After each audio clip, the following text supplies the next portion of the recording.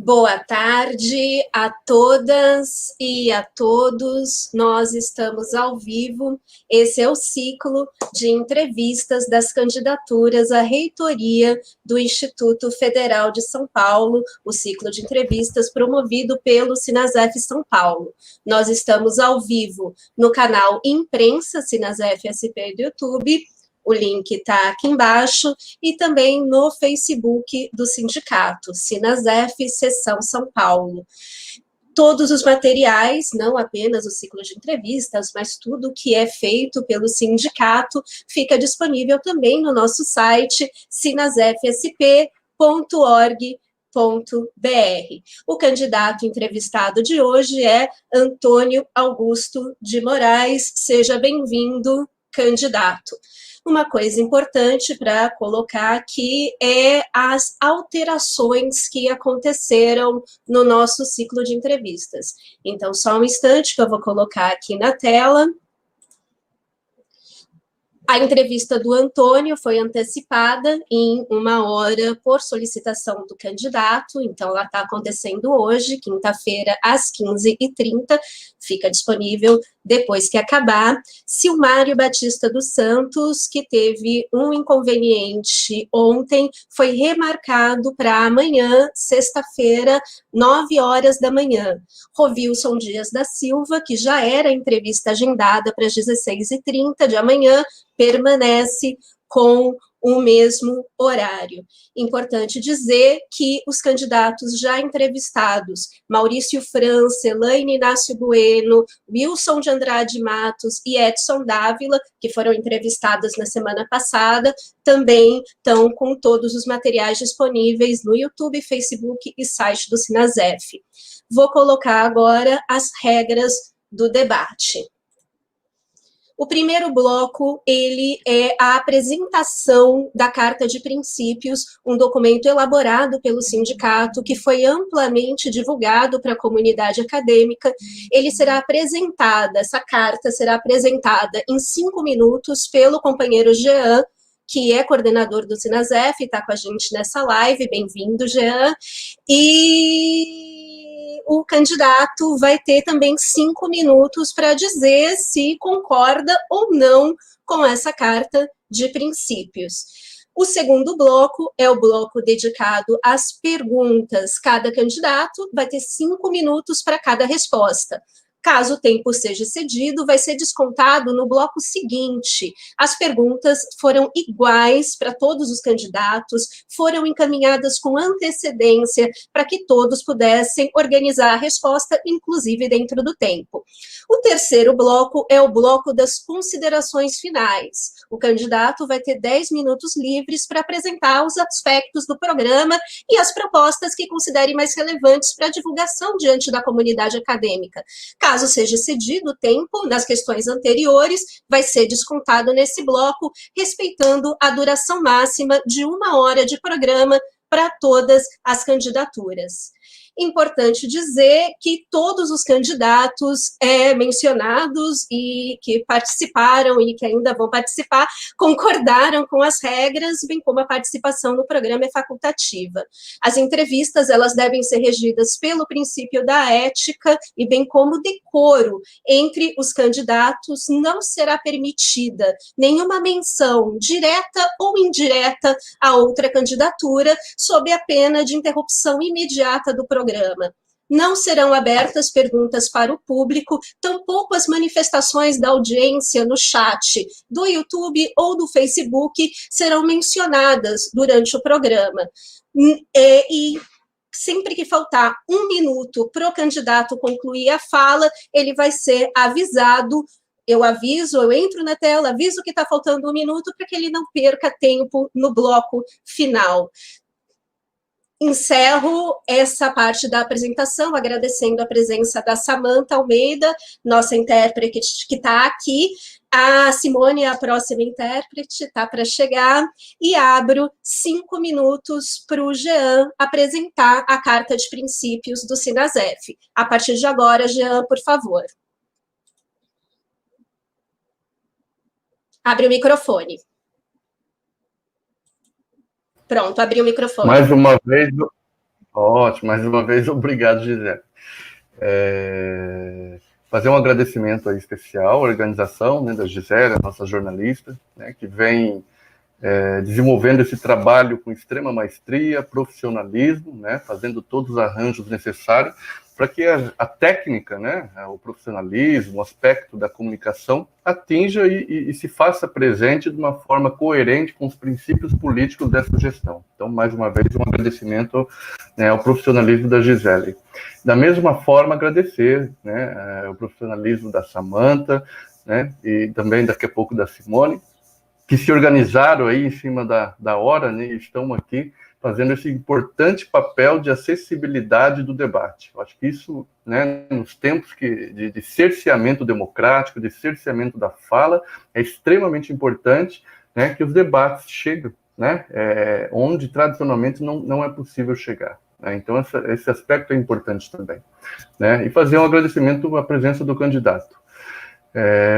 Um aspecto importante nesse momento, né, de avanço da extrema-direita, né, se garantir esses espaços de fala, esses espaços de troca. Foi pensando, né, nessa perspectiva que nós elaboramos uma carta de princípios amplamente debatida com vários setores aí, sindicalizados ou não, de trabalhadores do Instituto Federal. Não é? Então, é nessa condição que nós colocamos nessa carta de princípio, né? E ao final nós vamos questionar se tem anuência do candidato ou não, mas é importante também ressaltar a conjuntura da qual nós vivemos, né? Uma conjuntura aí de avanço da extrema-direita, de cerceamento da voz, de cerceamento dos espaços coletivos, né? Que se soma também uma perspectiva ultraliberal, de privatização de tudo que é público e, ao mesmo tempo, ressignifica valores, as ideias, as relações, as concepções, disputando, né, a partir de um projeto da qual nós não comungamos. Né? Da mesma forma, a ideia de uma escalada autoritária, né, ela caminha passos largos, né, com as mortes provocadas pela omissão do Estado brasileiro.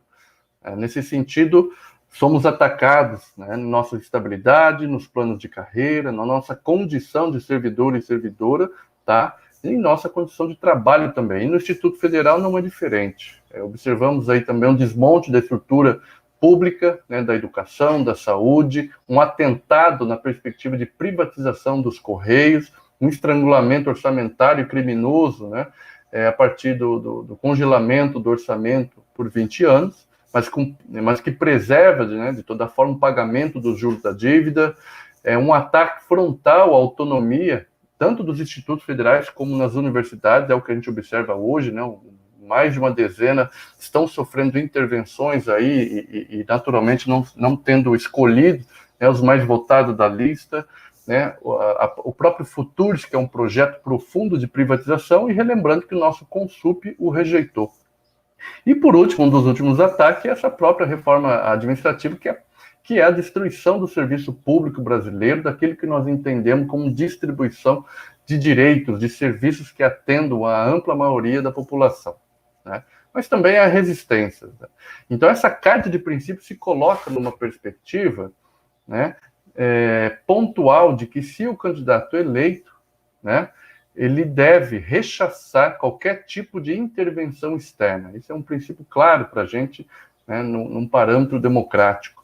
Um outro aspecto essencial que não vem sendo cumprido é que o Sinasef tenha um representante sindical previsto no Estatuto do Consup, né, e que, da mesma forma, o Sinasef tenha representação nos colegiados, né, nos campos e também na reitoria. Um minuto, já. Muito obrigado, Gisele. Um aspecto importante para chamar a atenção é que, como futuro reitor, acho que chamar atenção para nenhum tipo de aprovação, implantação ou reformulação de cursos ou outras questões orçamentárias e organizacionais e atribuições docentes ad referendo, que é um ataque aí ao aspecto democrático.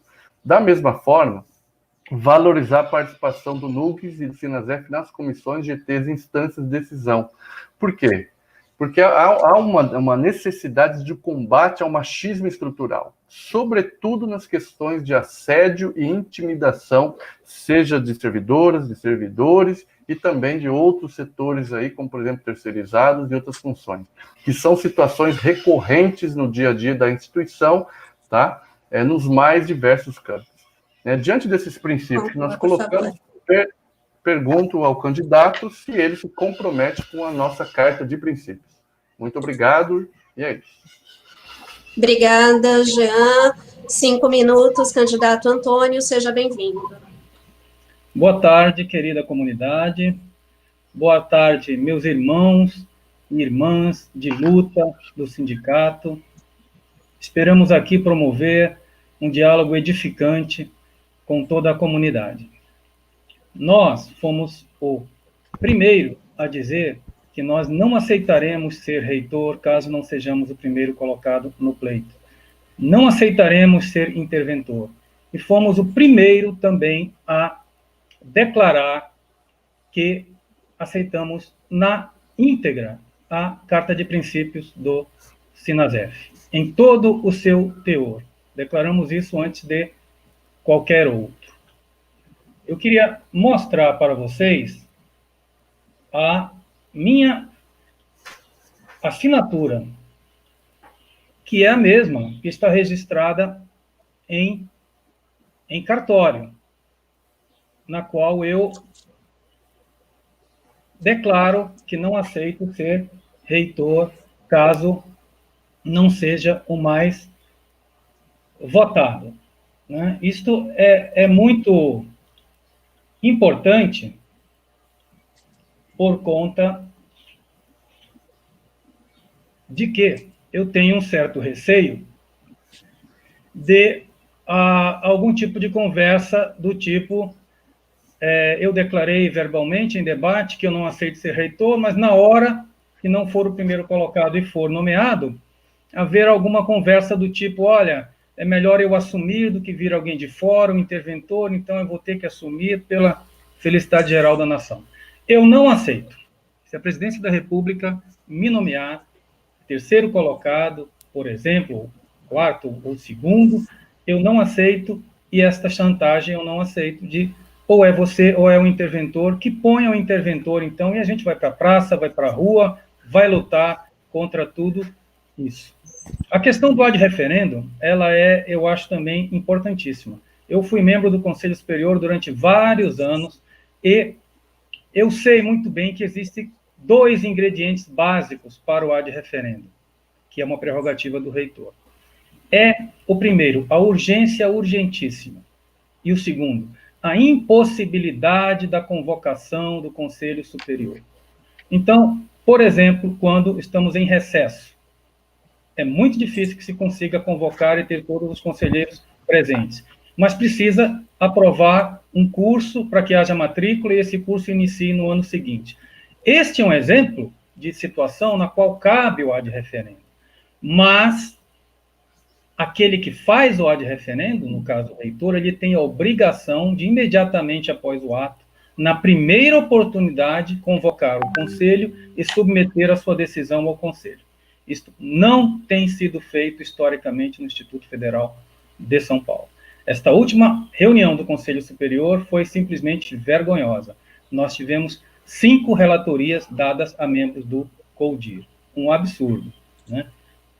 Um absurdo completo. Então, eu não sei quanto tempo me falta, se alguém puder, por favor, me dizer, mas a nossa gestão visa, na realidade, uma nova cultura, um novo ar para o nosso instituto. Por conta de que hoje nós vemos, assim, um clima tóxico, cheio de política pesada, cheio de jogos de interesse, e eu costumo dizer que eu vou provar para você o tanto que é fácil ser reitor. Quando você quer somente ser reitor. Quando você quer ser reitor, quando você quer dominar o Conselho Superior, quando você quer fazer carreira política dentro do Instituto Falta um minuto, candidato. De São Paulo, aí sim eu admito que é muito difícil ser reitor. Mas nós não queremos nada disso. A nossa gestão vai ter uma cara assim, uma gestão suave, leve e tranquila. Nós precisamos trazer de volta o nosso instituto para ser simplesmente uma escola, uma grande escola, que discute política sim, né, e que alia a formação técnica de altíssima qualidade à formação cidadã. Nós precisamos preparar o nosso estudante para ser o cidadão de amanhã, para ser o vereador, o deputado, o senador, o prefeito, o governador e o presidente da República. O maior orgulho da minha vida é eu, aposentado, velhinho, ver um ex-aluno candidato vencedor a presidente da República e eu sentir que eu ajudei naquela formação. Esse Conclua, será por favor. Orgulho. Tá bom? Então, gente, eu peço que vocês leiam muito, entrem nos sites e acessem a minha proposta. Obrigado por enquanto. Vamos para o segundo bloco, que é o bloco das perguntas. Qual a sua proposta, candidato Antônio? Deixa eu só tirar aqui o Jean. Qual a sua proposta sobre a participação e representação do Sinasef São Paulo nos colegiados deliberativos do Instituto Federal? 5 minutos, por favor.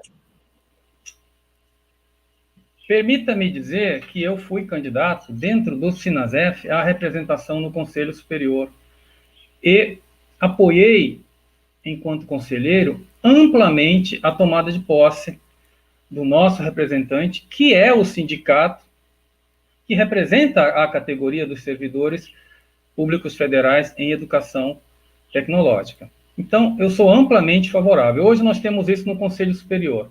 Peço aos companheiros e companheiras que leiam a minha proposta e que vocês vão constatar ali que não é só no Conselho Superior, é em todos os colegiados, dentro das pró-reitorias. Eu penso assim, a gente não pode ver nunca o sindicato como inimigo. O sindicato é o lugar onde o servidor tira a sua veste, tira a sua roupa daquela função que ele executa no seu posto e vai ser simplesmente um servidor e vai, digamos assim, deitar no divã do sindicato. Então, eu acho que a gestão tem que ser parceira do sindicato, porque ninguém conhece mais os problemas do servidor do que o sindicato. E nós, e sindicato, juntos, podemos potencializar muito mais a solução desses problemas dos servidores. Servidor feliz trabalha melhor. Servidor tratado com respeito e dignidade trabalha melhor. Todos nós somos servidores. Eu jamais serei reitor, eu estarei reitor. Quero, inclusive, continuar pelo menos com uma turma, dando a minha aulinha, pelo menos 4 horas por semana, se me deixarem. O que me dá mais orgulho nessa vida é ser professor. Sempre, por favor, se refiram a mim como um professor que está gestor. Gestor, reitor, burocrata, tecnocrata, não serve para a nossa instituição. Nós precisamos de um reitor educador, um reitor que entenda os problemas da pesquisa, da extensão, do ensino, e que conheça, sim, de gestão, não como fim, mas como meio para alcançar a nossa missão final, que é promover a educação técnica, tecnológica de qualidade, sempre, sempre, sempre aliada à formação cidadã. Robô que não pensa, que só é técnico, não serve para a nossa sociedade. Nós precisamos de cidadãos críticos, transformadores, capazes de revolucionar a nossa sociedade para melhor sempre, de impulsionar a nossa sociedade, tanto tecnologicamente quanto politicamente também. Não pode existir preconceito contra falar de política dentro da escola. Deve, sim, os alunos ter acesso a todo o espectro de ideologias políticas e religiosas também. Isso deve ser colocado de uma forma muito ética pelos nossos educadores, não tendenciosa, para que os nossos estudantes tenham uma educação libertária e não uma educação que vá enclausurar a sua mente. Nós precisamos de cidadãos livres, críticos, para que possam transformar a nossa sociedade para melhor. Neste caso, se insere com toda certeza a participação do nosso sindicato, o diálogo com os nossos servidores através do nosso sindicato em toda e qualquer instância de tomada de decisão do nosso Instituto Federal. É isso que nós queremos, é isso que nós aprendemos como servidor, é isso que eu aprendi com meus pais, isso está nas minhas entranhas, e eu não posso negar quem eu sou. E é isso que eu aprendi muito nessa vivência tão maravilhosa que é fazer parte do Sinasef. Nós fomos para Brasília, lutamos contra um golpe, tomamos bomba de gás lacrimogênio na cabeça, enquanto a gestão, que se dizia sindicato, ficou com o bumbum na cadeira confortável da gestão no ar-condicionado. Nós estávamos lá, e a cara jornalista deve se lembrar disso, tanto em Curitiba quanto em Brasília, tomamos bomba de gás lacrimogênio na cabeça, arriscamos a nossa própria vida em nome da democracia. Então, isso está nas nossas entranhas. Sindicato dentro da gestão, sim. Ele no papel dele, a gente no nosso papel, dialogando sempre com respeito mútuo. Concluiu? Obrigada, candidato. Vamos para a segunda pergunta. Qual a sua proposta para valorizar a carreira de tais técnicos administrativos? 5 minutos, por gentileza. Pois não. Eu lembro-me de uma reunião do Conselho Superior. Minto, não foi do Conselho Superior, foi inclusive do Sinasef, uma assembleia do Sinasef, que tinha um senhor da reitoria, né? E eu peguei a palavra e eu disse que, para mim, os tais, todos os servidores, não só os professores, eram educadores também. Este senhor deu de ombros e deu risada. Eu achei uma certa indelicadeza, mas eu acredito nisso. Eu acredito que o professor exerce o papel do educador que está dentro da sala de aula. Mas não é só ele. É a bibliotecária, o assistente de alunos, o pessoal do sócio-pedagógico. Muitas vezes a gente tem problemas muito sérios de depressão, né? Que é a minha câmera, a minha imagem está ok? Dá um retorno, por favor. Está ok, candidato. Sim? Está ok, está tudo ok. Ok. Então, nós sabemos que a depressão ela é a nova grande pandemia desse século e há projeções tenebrosas sobre isso, principalmente sobre os adolescentes. Muitas vezes é um TAI que vai ali socorrer, é uma bibliotecária, é um assistente de alunos, é um psicólogo. E nós não temos dado a devida atenção, enquanto Instituto Federal de São Paulo. São educadores, sim, merecem todo o nosso respeito. Houve uma comissão de 30 horas que preparou um trabalho dentro da lei e fez uma proposta. Essa proposta foi rasgada por esta reitoria e ignorada. Então, não respeita o nosso servidor técnico-administrativo. A questão do afastamento também, que além das 30 horas, é um compromisso nosso. Nós sabemos que há pressão dos diretores de campus sobre os superiores imediatos para não conceder o afastamento. E há toda uma legislação interna tortuosa, capciosa, feita não para ajudar o nosso técnico administrativo. Eu tenho falado muito nesta campanha também, num vetor que é uma direção no mundo, não no Brasil, tanto dentro do serviço privado quanto do serviço público, a questão do trabalho remoto, que a gente tem que ter um certo cuidado para não precarizar os direitos dos trabalhadores. Mas é uma tendência hoje, eu sou da opinião de que o servidor só deve estar presencialmente no campus quando a sua presença física é necessária. Quando não, ela deve ser facultada a este servidor.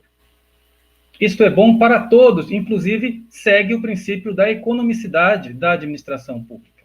As empresas hoje estão adotando este princípio, né? Aqui mesmo, perto aqui de Campinas, em Hortolândia, tem uma empresa chamada IBM, que é uma multinacional gigantesca, que está trabalhando muito com home office, muito antes dessa pandemia. Lógico que a empresa faz isso mais pensando no bolso dela. Mas nós precisamos transformar, não só no Instituto Federal de São Paulo, mas no serviço público brasileiro, essa questão do trabalho remoto. Essa cultura de que servidor tem que ser robô que bate ponto tem que acabar.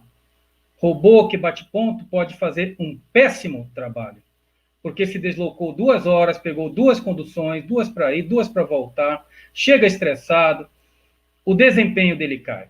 Se ele puder ficar em casa, até por conta de um idoso, por conta de uma criança, que lógico que ele não vai ficar ali tomando conta enquanto trabalha, mas vai ficar à disposição. O trabalho dele vai render muito melhor. Então, eu acho que vejo aí novamente a figura do sindicato como o ente dialogador entre a gestão e o servidor, sempre sob a vigilância do sindicato que preserva os direitos dos tais também, nós chegarmos a um denominador comum com relação a essas questões das 30 horas, do afastamento, do trabalho remoto, do assédio moral, que é importantíssimo. Nós sabemos que o assédio moral e o bullying, conjugado à questão da depressão, tem levado a muito suicídio, né? Isso é uma questão muito séria. Nós temos que tratar o nosso servidor com respeito. Estamos propondo na nossa gestão a Comissão Permanente de Prevenção ao Assédio Moral e ao Bullying e a Comissão de Prevenção da Saúde do Servidor. Ambas vão trabalhar de forma conjugada em prol da saúde mental, física, o bem-estar do nosso servidor, para que ele trabalhe feliz e trabalhe melhor. Vamos à terceira pergunta, candidato. Qual a sua proposta para garantir a representatividade de gênero e étnico-racial nas instâncias decisórias do Instituto Federal de São Paulo? 5 minutos, por gentileza. Muito interessante esta pergunta. Nós somos a única candidatura e a única, na história do Instituto Federal de São Paulo, a única gestão, se formos eleitos, que abrimos mão de nomear os nossos pró-reitores e CDs, cargos de direção da reitoria. Isso dissemos no primeiro debate, isso está na nossa proposta, escrito como compromisso de campanha. Nós garantimos metade das pró-reitorias, são 5, então somamos a isso a chefia do gabinete. 6 dividido por 2 dá 3. Metade, 3 irão para mulheres, metade, 3 irão para homens. Da mesma forma, nós garantimos metade para técnicos administrativos, metade para docentes, né? Com relação à segunda parte da questão, o nosso plano está recheado de propostas para garantir também a questão étnico-racial. Como o nosso plano ele é dinâmico e todo dia recebe sugestão, né, que nós incorporamos a ele, nós também estamos dispostos a discutir com a comunidade nessa composição das pró-reitorias e dos CDs da reitoria, para flexibilizar mais ainda em nome da democracia e da justa participação, né? Incluindo a questão dos grupos étnico-raciais nessa divisão. Isso vai ser feito com certeza. Nós não acreditamos nunca no falso discurso que setores da sociedade dizem, por exemplo, eu não tenho culpa de ter nascido branco, eu não tenho culpa de ter nascido classe média ou rico. Não é uma questão de culpa, é uma questão de dívida histórica. Como diz até um meme, não é, que tem se popularizado pela internet, os nossos queridos africanos, né, eles não vieram aqui numa agência de emprego procurar emprego de escravo. Eles foram arrancados das suas vidas, tiveram suas vidas ceifadas, foram estuprados, foram violados. E temos uma dívida histórica com eles, uma dívida histórica. Assim como temos também uma dívida histórica com as mulheres, que foram excluídas do mercado de trabalho por décadas e décadas a fio. Cuidaram das nossas famílias e se privaram de toda uma vida social e profissional. Não é favor algum conceder ao feminino, às mulheres, a questão de algum ajuste especial, assim como aos nossos afrodescendentes. É uma questão de justiça social. O que todos nós queremos é que não haja cotas, mas não agora. Isso vai haver um dia, daqui a 50, 100 anos. Nós temos uma dívida social que precisa ser saldada com esses irmãos nossos. Eu tenho muito orgulho de ter sangue de negro, sangue de preto nas minhas veias. Minha bisavó era negra. Eu sinto um pouco porque não saí com traços tão marcantes dessa cor tão bonita e que eu admiro tanto. Tá? Então, este é um compromisso, assim, de alma meu. Não vai haver nenhum tipo de discriminação étnico-racial ou de qualquer outra natureza. Incluo aí 1 minuto, candidato. gente muito boa, que pode ser até presidente da República e que durante anos e anos foi até taxado como doente, que é a questão dos homoafetivos, dos LGBTs, que são normais, muitas vezes muito mais normais que nós. São mentes brilhantes. E aí cito um grande homem chamado Alan Turing, da minha área. Sem ele, nós não estaríamos falando aqui. Um dos pais da computação moderna. É isso aí. Obrigada, candidato. Vou fazer só a troca de intérpretes. Seja bem-vinda, Simone. Até mais, Samantha. Vamos lá, próxima pergunta. Na tela. Qual a sua proposta para garantir que a formação humana integral ocorra em todos os cursos ofertados pelo Instituto Federal de São Paulo? 5 minutos, por favor, candidato.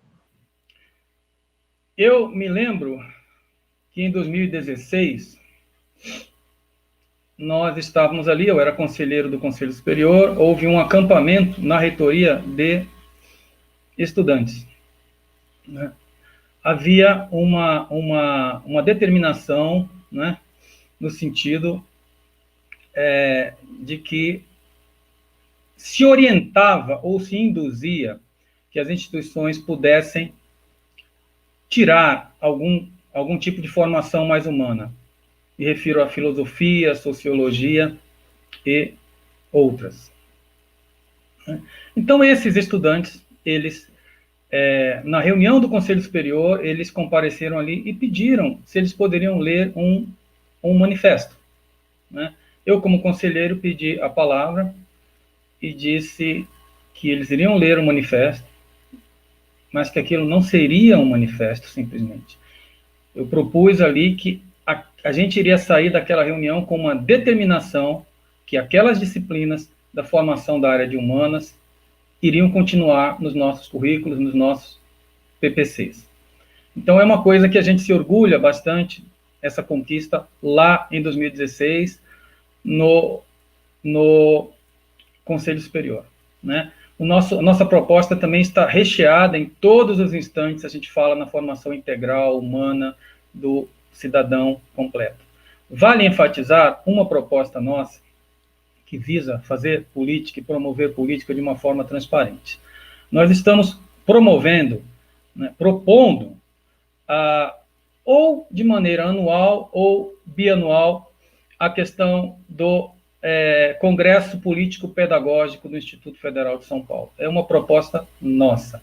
É um congresso onde, em uma semana ou 15 dias, o Instituto Federal de São Paulo vai parar para a gente discutir política educacional e toda forma de política e pedagogia também. Então, nós vamos convidar palestrantes, os nossos professores, pesquisadores vão submeter artigos, os nossos alunos vão participar de rodas de conversa, nós vamos chamar todos, sem exceção, todos os partidos políticos, para trazer a política para dentro da escola. Não a política tendenciosa, isso nunca, jamais. Nós já dissemos muitas vezes que, inclusive em debate, que nós temos horror, isso está escrito no nosso plano, usamos a palavra covarde, nós achamos covarde quando um educador se vale da sua maturidade, da sua experiência de vida desproporcional para seduzir um aluno para determinada ideologia política.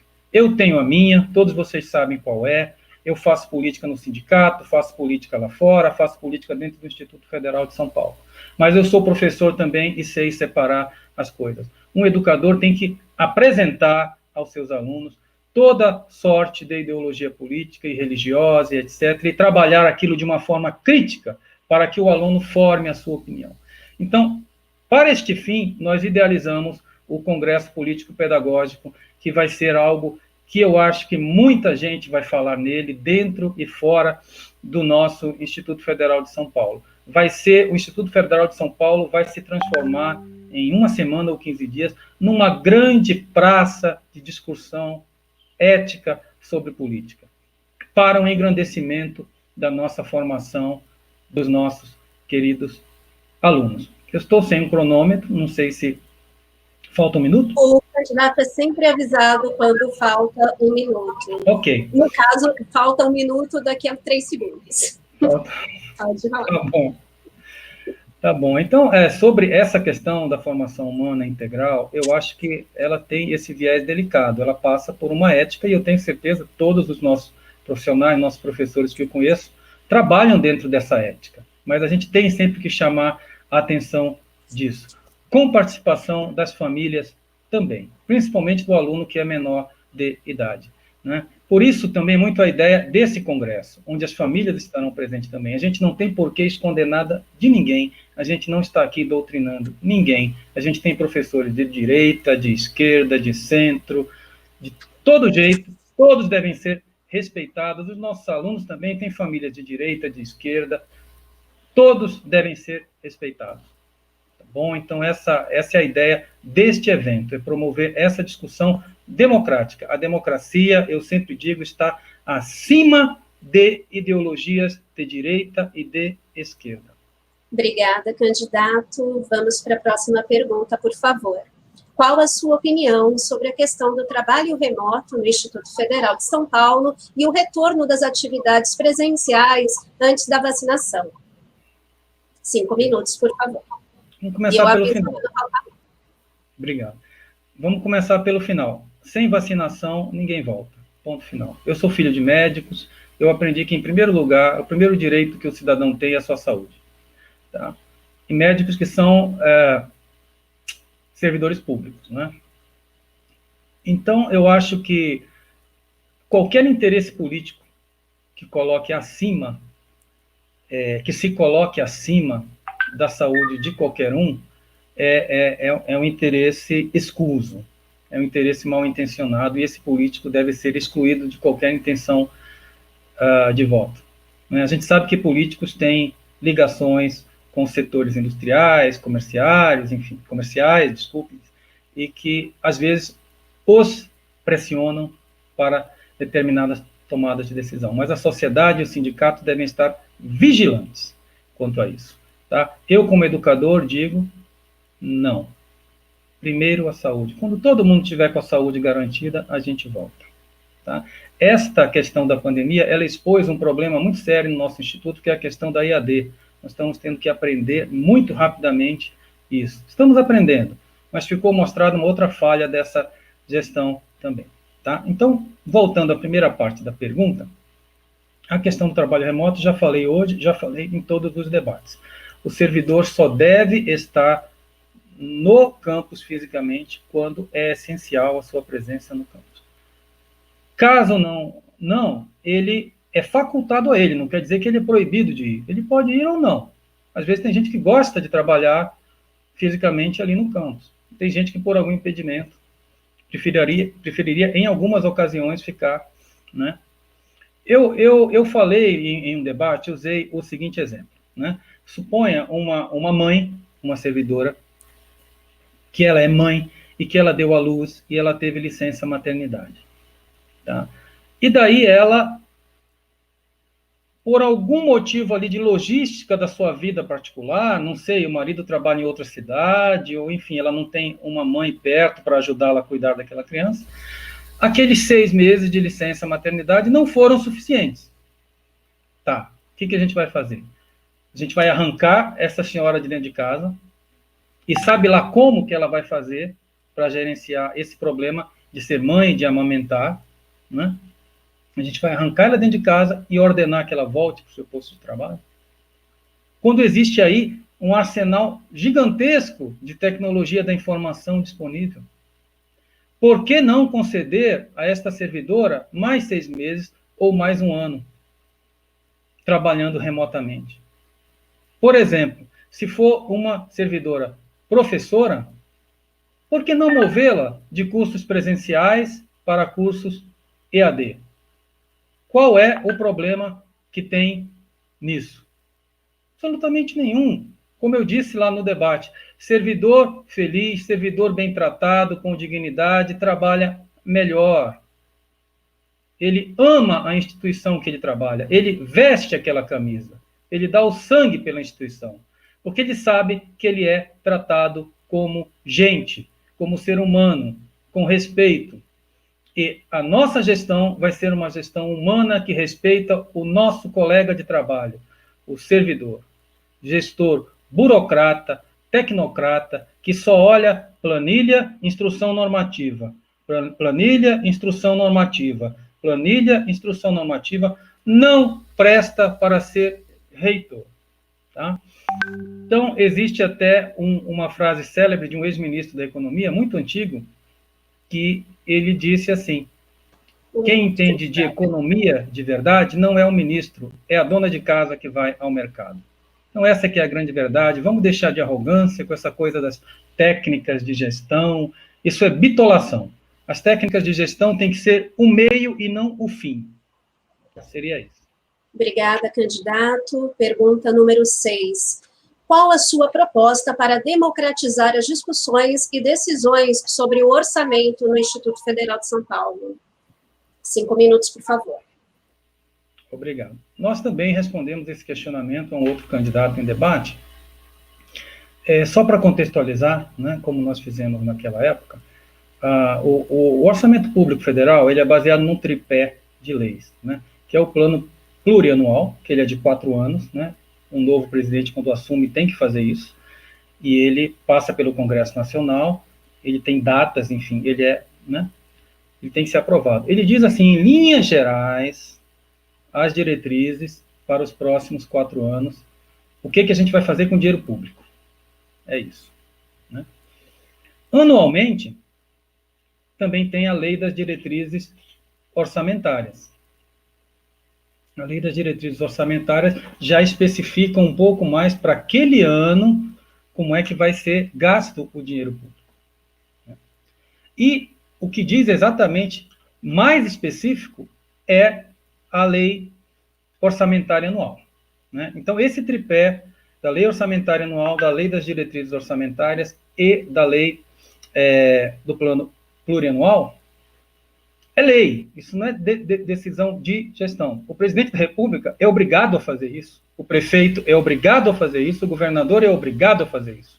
Não é prerrogativa dele, ele é obrigado, faz parte das obrigações mínimas dele. Se ele não fizer, é um Deus nos acuda. Acho que pode até sofrer um impeachment, porque é um crime de irresponsabilidade aí que ele faz. Então, são obrigações que esses gestores têm nas 3 esferas, federal, estadual e municipal, e nos poderes também.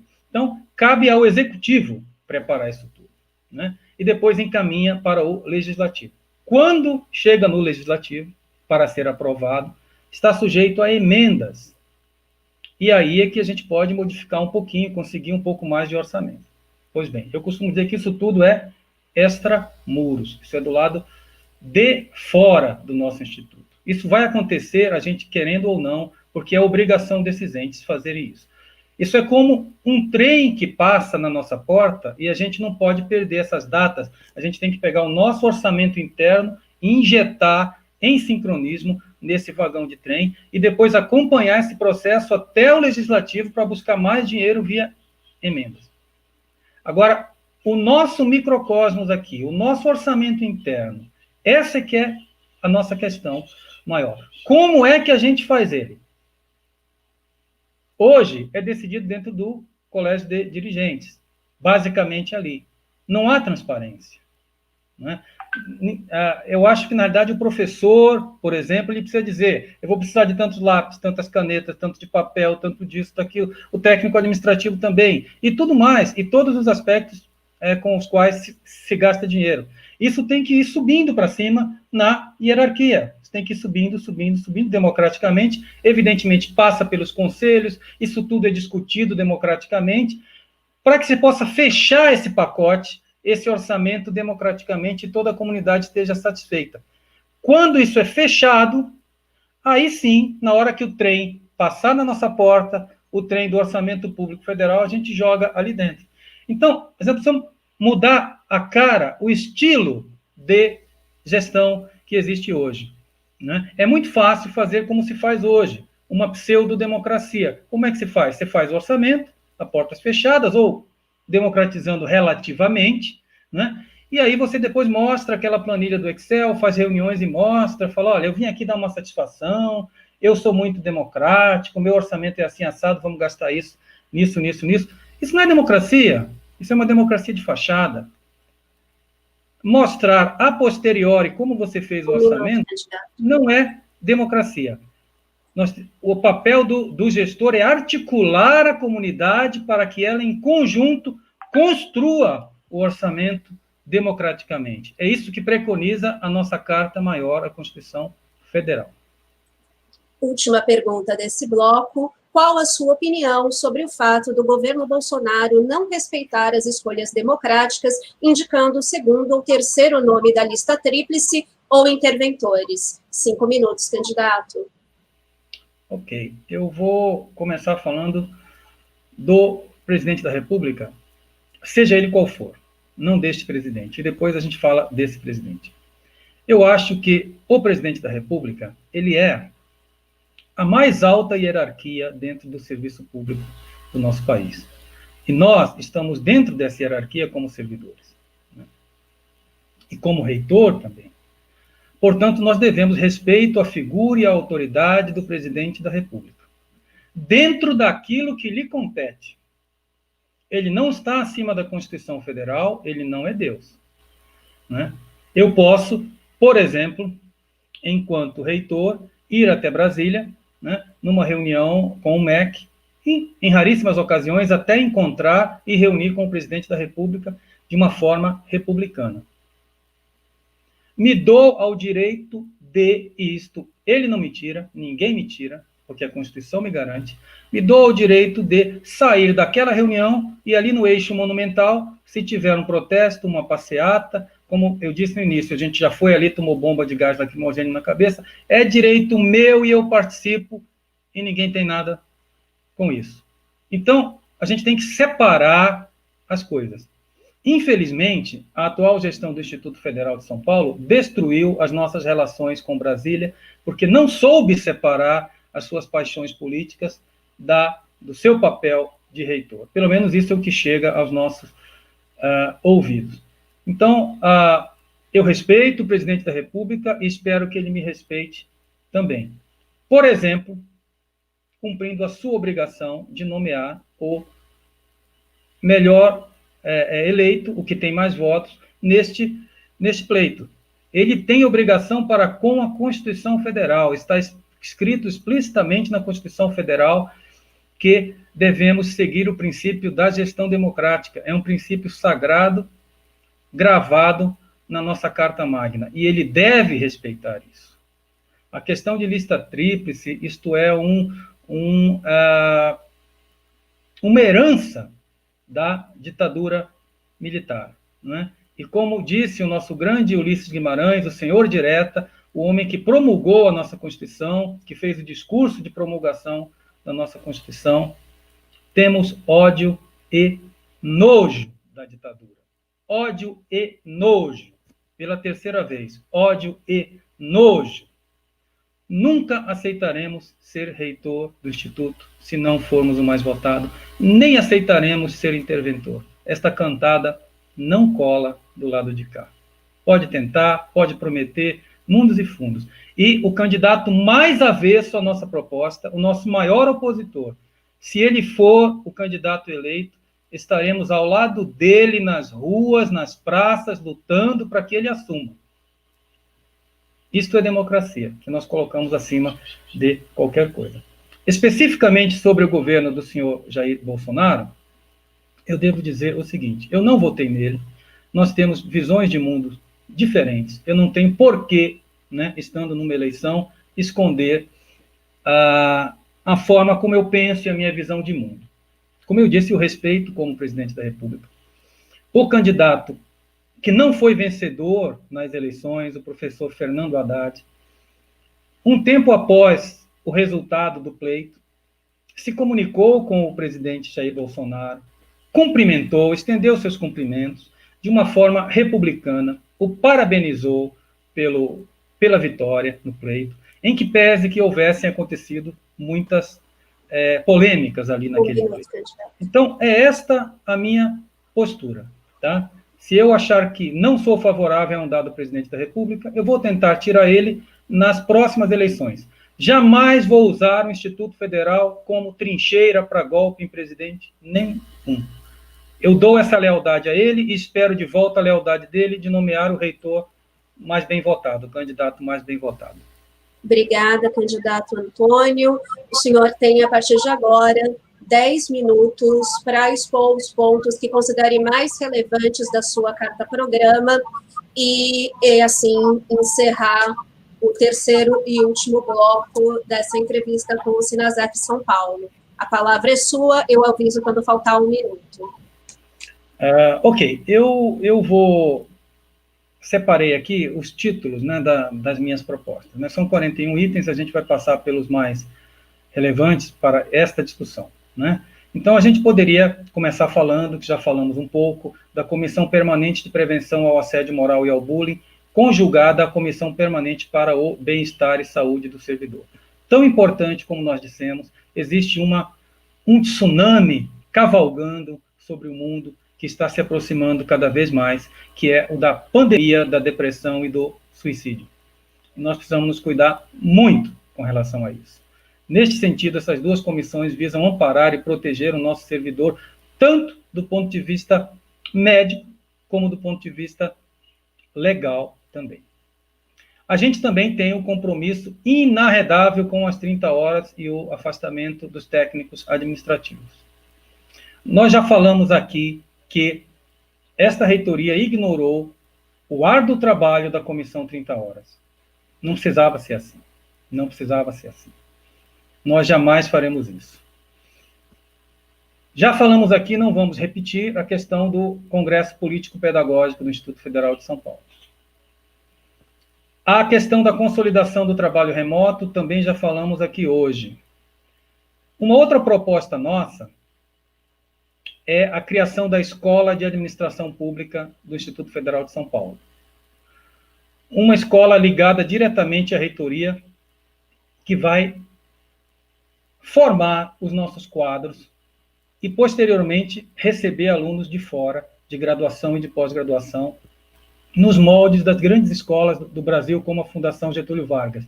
Acho que será uma iniciativa inédita e de muito benefício para a sociedade. Muito importante também os nossos alunos. Propomos a criação da Federação dos Grêmios Estudantis do Instituto Federal de São Paulo. E o que tem sido muito debatido, a criação de cursos superiores, intercampus e cursos de pós-graduação até estrito sensu intercampus. Nós sabemos hoje que estamos conectados no mundo em rede.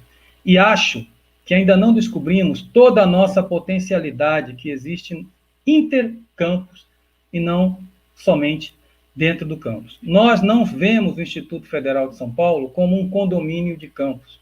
Nós vemos como uma rede interligada, dinâmica, sinérgica, viva de campus interligados. E se nós soubermos aproveitar esse potencial em todas as esferas, tanto no ensino, quanto na pesquisa, quanto na extensão, quanto na gestão, nós vamos alavancar muito. Nós estamos indo rumo ao futuro. Nós temos condições, hoje, não em um campus, de abrir determinados cursos, como filosofia, educação física, sociologia e outros. Por quê? Porque nós não temos corpo docente em um campus. Basicamente, os concursos foram feitos apenas para que esses profissionais trabalhem no ensino médio, às vezes no nível superior, mas basicamente para aquilo que a gente chama de núcleo comum.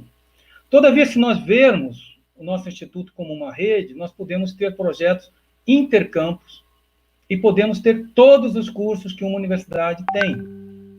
Porque eu costumo dizer que ninguém é de um campus. A gente está lotado em um campus. Nós somos do Instituto Federal. E se nós pensarmos em rede, nós vamos descobrir as nossas potencialidades gigantescas. Nós podemos ter todos os cursos que qualquer universidade tem. E nos segure a dona USP, a dona Unicamp.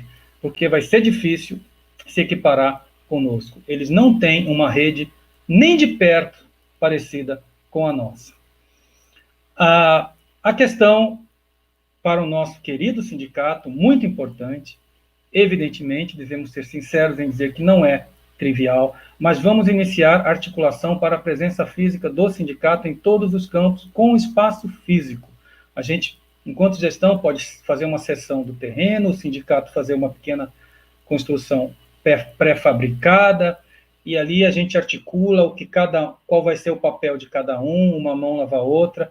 Acho, principalmente e primeiramente nos campos que são mais distantes, isso deve acontecer. Então, iremos trabalhar no sentido de termos espaço físico para o sindicato nos campos. É muito importante também estabelecer uma política de cargos no Instituto Federal de São Paulo. Isso vai começar exatamente com a minha proposta de escolher pró-reitores via edital, né, em vez de escolher no compadrio, né? Então, essa política de cargos visa acabar com esse compadrio, com essa coisa de, olha, coloco quem eu quiser, aonde eu quiser. Esse jogo de tomar lá da cá.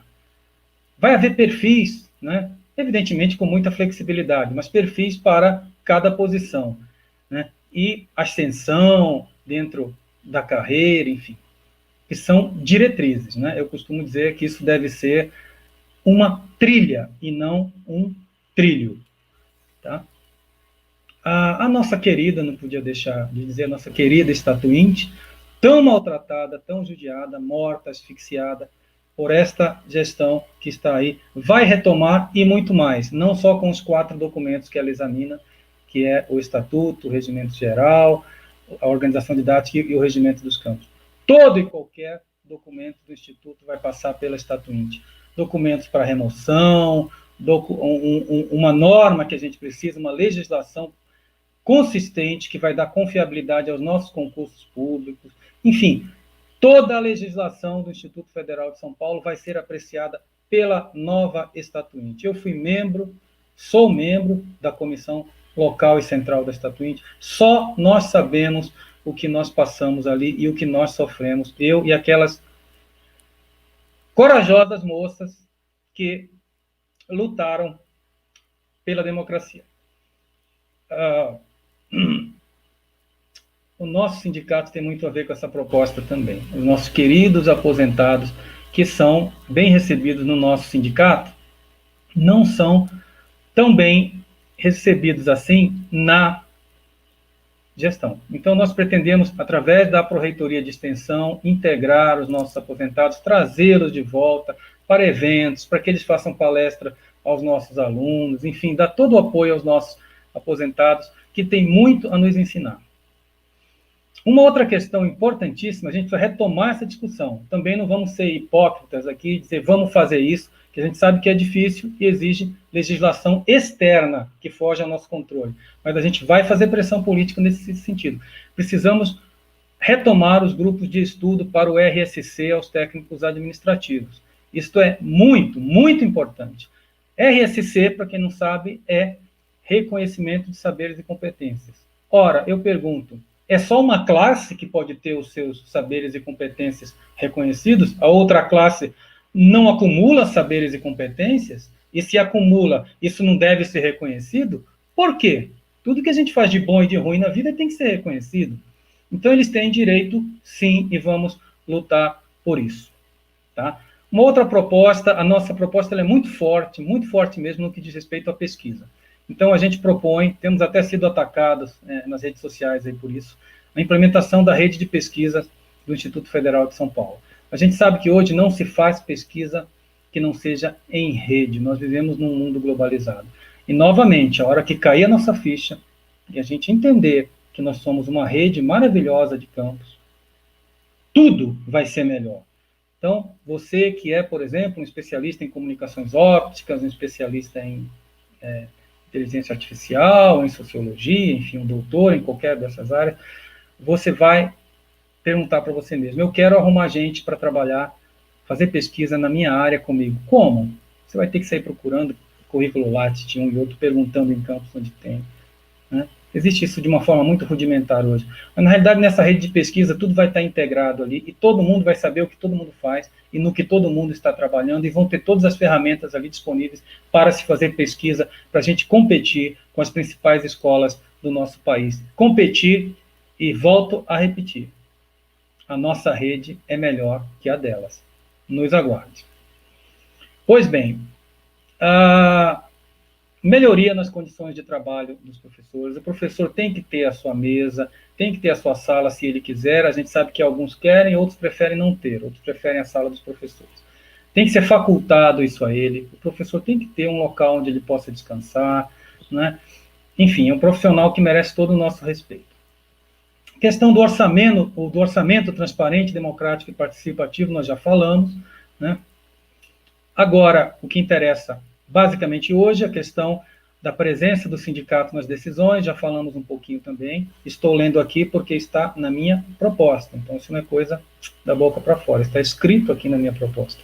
Em todas as instâncias de poder vai haver a presença do nosso querido sindicato, porque nós vemos ele como parceiro, nós não vemos como inimigo. Acabou seu tempo, que ajuda muito. Então, eu agradeço muito a todos vocês. Falaria ainda do projeto Campus Amigo, que eu posso falar mais tarde. E agradeço muito a oportunidade do nosso querido sindicato, dos nossos irmãos de luta, da Funcional aí. Beijo no coração de todo mundo. Tamo junto. Até a nossa vitória.